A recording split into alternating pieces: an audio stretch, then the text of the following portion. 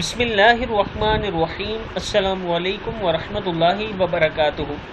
عابد راجہ channel کی طرف سے آج میں اپنے دوستوں کو حضرت عائشہ کا ایک واقعہ بتاؤں گا۔ اس سے پہلے میں اپنے تمام دوستوں سے گزارش کروں گا کہ اس ویڈیو کو آپ نے آگے ضرور شیئر کرنا ہے۔ تو شروع کرتے ہیں۔ بسم اللہ الرحمن الرحیم۔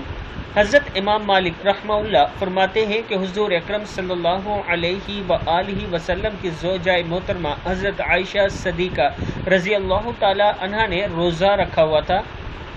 ایک مسکین نے سوال کیا، ان کے گھر میں صرف ایک روٹی تھی۔ انہوں نے اپنی باندی سے کہا، یہ روٹی اس مسکین کو دے دو۔ باندی نے ان سے کہا، اس روٹی کے علاوہ آپ کی افطاری کے لیے اور کچھ نہیں ہے۔ حضرت عائشہ صدیقہ نے کہا، تم پھر بھی اسے یہ روٹی دے دو۔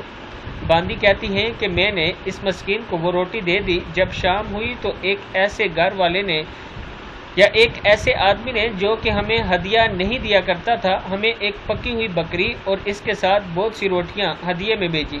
حضرت عائشہ صدیقہ نے مجھے بلا کر فرمایا، اس میں سے کھاؤ، یہ تمہاری روٹی کی ٹکیا سے بہتر ہے۔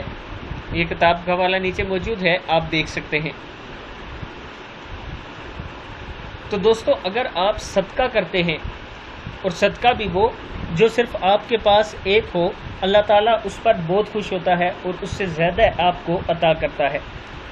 اس لیے کہتے ہیں کہ صدقہ بلاؤں کو ٹالتا ہے، آپ کے اوپر سے مصیبتوں کو ٹالتا ہے۔